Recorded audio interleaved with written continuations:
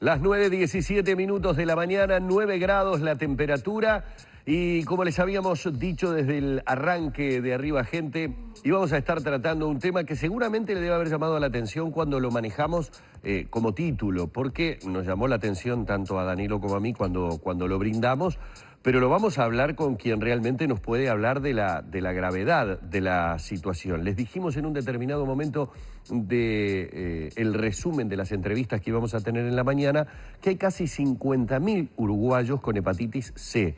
Y agregamos, y la mayoría no lo sabe. Y para ello les decíamos íbamos a estar junto a la doctora gastroenteróloga encargada del capítulo Hepatitis Fundación Salud, integrante de Amigos de Hígados y de Pacientes y Afectados de Hepatitis, la doctora María Rosa Cruels, que ya está con nosotros y a quien le agradecemos estos minutos en la mañana de Arriba Gente. Soy yo la agradecida, muchas gracias, buenos días. Buen día, buen día. Hablábamos de esta cifra, que es lo primero que Danilo le preguntaba apenas tuvimos oportunidad durante la pausa de estar dialogando brevemente y tratando de confirmar si realmente era así, porque llama poderosamente la atención. La realidad es, debiéramos decir, en Uruguay no tenemos números, o sea que los números que existen son estimativos. ¿Por qué no hay números? Porque si bien las hepatitis son una enfermedad de denuncia obligatoria, las hepatitis B y C, que comparten algunas vías de transmisión, hasta hace poco se ponían juntas en una misma bolsa, entonces era imposible separar una de otra. Pero de todas maneras, numéricamente les digo, si sumamos las B y las C en el mundo, existen alrededor de 450 millones de personas infectadas. Y en el caso del virus C, cada año surgen entre 3 y 4 millones de nuevos casos. Y cada año mueren 700.000 personas en el mundo afectadas por el virus de la hepatitis C, infectadas por el virus de la hepatitis C. Entonces, realmente el número que nosotros manejamos de los 50.000 es un número estimativo que surge de proyecciones de lo que sí se sabe que es la prevalencia en los bancos de sangre. Los bancos de sangre es un 1,7%, entre 1,2 y 1,7. Allí el testeo es obligatorio, cada uno que va a donar se busca porque se contagia a través de la sangre precisamente. Entonces, de estos datos uno proyecta, proyecciones que son válidas mundialmente, a esta cifra que estamos manejando. O sea que hay una correlación entre 39 y 60, si tú querés, para que nadie diga este es el número redondo, entre 39.000 y 60.000 personas. El gran problema de esto gente que no lo sabe. Exactamente, la enfermedad es un asesino silencioso porque no lo sabe, porque el 80% de las personas primero no se enteran, no da síntomas, cursan en su vida asintomáticas. ¿Cuándo surgen los síntomas? Los síntomas habitualmente surgen cuando el hígado ya está gravemente dañado. ¿Por qué? Porque es un órgano sumamente noble, pero también sumamente traicionero. Esto significa, si mi hígado no está destruido hasta un 75%, yo no tengo síntomas de que está mal. Y puede ser que me hagan de casualidad o porque tengo colesterol, me controlan el funcional hepático, las enzimas del hígado, y puede ser que ni siquiera allí surja nada. O puede ser que dé una mínima alteración de alguna enzima que uno puede, como médico, adjudicar a otras cosas. Esa es una de las cosas que le da mayor gravedad a esto. Y la mayor gravedad es el hecho de que, en realidad, si uno no sabe que lo tiene, tampoco sabe que está contagiando. Entonces, históricamente, en la medicina, la manera de combatir las enfermedades infecciosas ha sido a través de la vacunación. En este caso, se están convencidos a nivel mundial de que ni siquiera con vacuna podríamos combatirlo. ¿Por qué? Porque con vacuna, primero no existe, porque el virus es sumamente variable. Para que ustedes se hagan la idea, supongamos que el virus es como los Fernández de la guía, ¿de acuerdo? En cada Fernández tenemos un montón de gente, parientes o no parientes. Acá son 6 familiones, de los cuales surgen 67 subfamilias. Y cada una se comporta de un modo distinto, con una agresividad distinta. Entonces, es imposible generar una vacuna que proteja contra todo esto, por lo cual, si no frenamos el contagio, y es enterándonos de que tenemos la enfermedad, no podemos prevenir.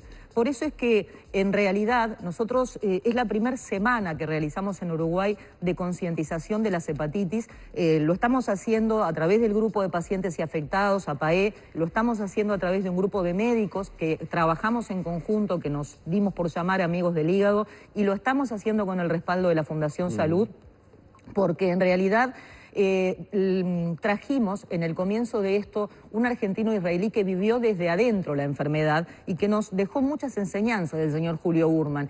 Y él nos decía, yo tengo el derecho de saber si estoy infectado, Primero que nada, porque hoy la enfermedad es curable. Entonces, yo tengo una enfermedad que me puede curar y me puede evitar llegar a un trasplante, a un cáncer de hígado y a los costos que todo eso implica. Y el daño que le implica esto a los afectados, que no son los infectados. Los afectados son los hijos, la esposa, el esposo de quien convive, los compañeros de trabajo.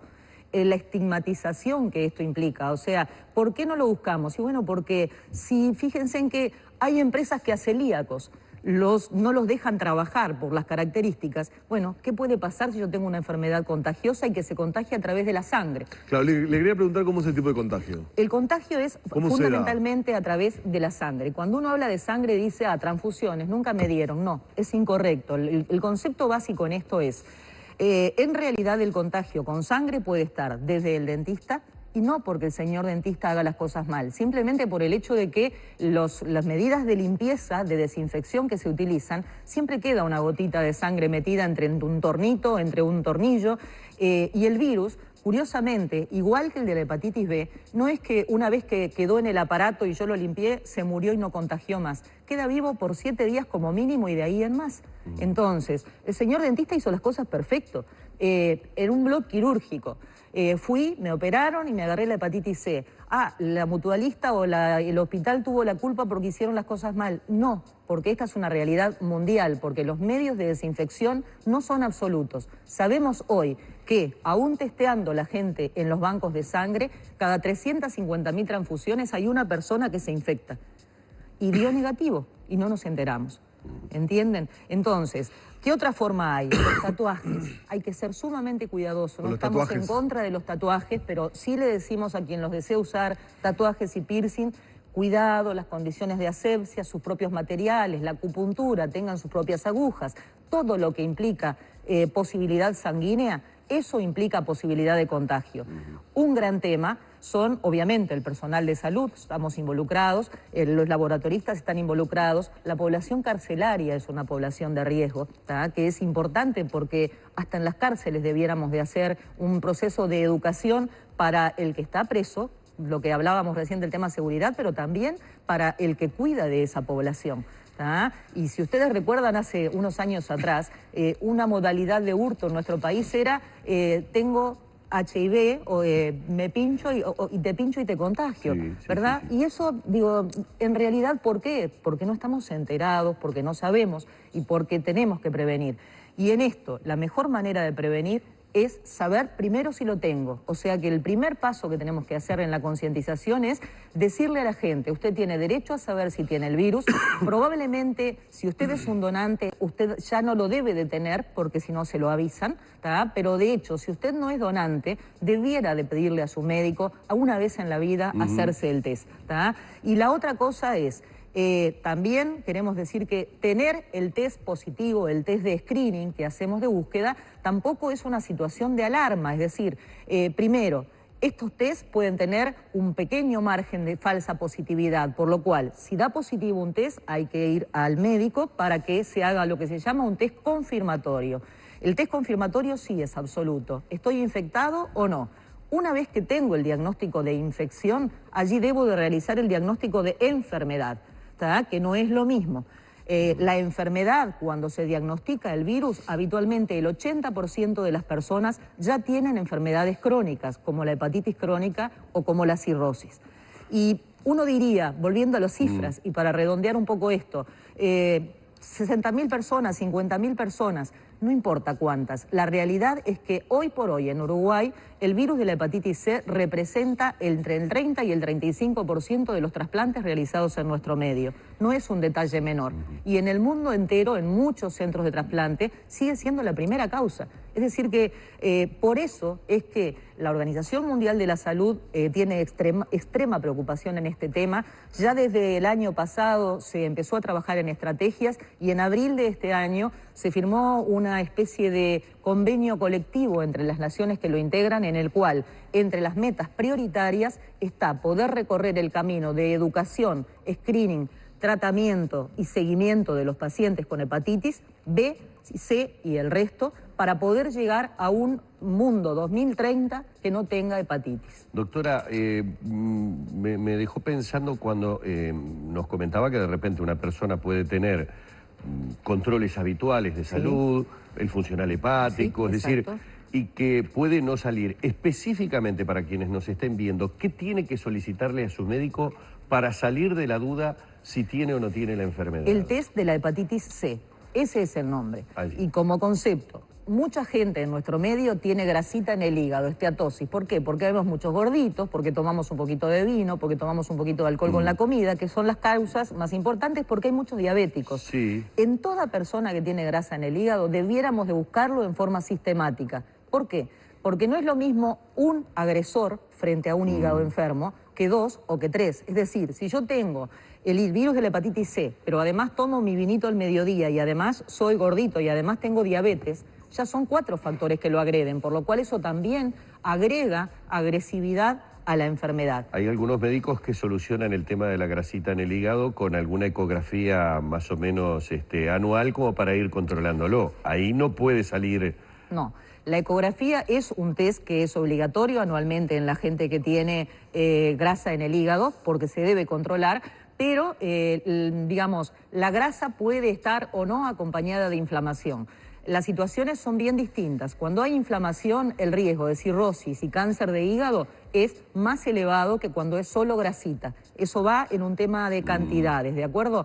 Si yo quiero controlar la grasa, la ecografía está bien. Si yo quiero controlar el proceso que luego puede agravar mi enfermedad, que es la fibrosis, no alcanza con una ecografía. Ahí existe una técnica que se llama FibroScan, que está accesible en nuestro medio, que no está cubierta por las PIAs, pero que se puede llegar a ella a través de una ordenanza, que es la 882, que permite saber el grado de fibrosis. Para que la gente lo entienda qué es la fibrosis, es la sustitución del tejido hepático esponjoso y funcionante por un tejido duro, fibroso y no funcionante. Y que evidentemente cuanta más fibrosis hay, menos funciona el hígado, más grave es la enfermedad, más cerca de la cirrosis estoy. ¿De acuerdo? Bueno, me parece que estamos en... Esto quiero mostrarlo porque estamos a 24 horas de lo que sería el Día Mundial, ¿no? Exactamente. 28 de julio. De hepatitis, 28 de julio. De todas maneras, usted me decía que es la primera vez Que hacemos una semana para informar sobre toda esta situación que, bueno, si a Danilo le había preocupado la cifra de 50.000, esto lo tomamos como un disparador, Sí. digamos, de la nota, sinceramente es mucho más preocupante todo lo que nos ha detallado, que habla claro. realmente de una enfermedad muy silenciosa Tal y cual. por ende uno totalmente tranquilo de que se realiza chequeos Los exámenes. normales y todo lo demás. Me dieron el carnet de salud. Exactamente, claro, el carnet de Me salud es dieron uno el de carnet ellos, de ¿no? salud. Claro, y a modo informativo, ya que estamos hablando de la semana de concientización y mañana en el marco de lo que son las actividades por el Día Mundial, hay que informar que a las 11 de la mañana va a haber una charla informativa en la Asociación Española. De 10 a 12:30 habrá otra charla informativa, en este caso en el Hospital Maciel, y se van a hacer los test rápidos, lo que decía la doctora Exactamente. recién y explicaba cómo se hacían, que particularmente el día 28 se va a hacer de 12 a 15 horas en el Hospital de Clínicas y también mañana 28 de julio de 9 a 18 horas en la sede del Sindicato Médico del Uruguay en la calle Boulevard Artigas 1565. Esto como redondeando la Absolutamente información. gratis, ¿no? Digo, Claro, gratuitamente, gratis, ahí va. voluntario y anónimo. O sea, si a alguien le da positivo, estamos preparados para que un médico se siente a hablar con esa Bien. persona y guiarlo, ¿verdad? Muy bien. Doctora, muchísimas gracias A ustedes, por estos muy minutos. gentiles. Así hemos estado charlando sobre este tema con la doctora María Rosa Cruez, gastroenteróloga, y vamos cerrando por aquí este espacio.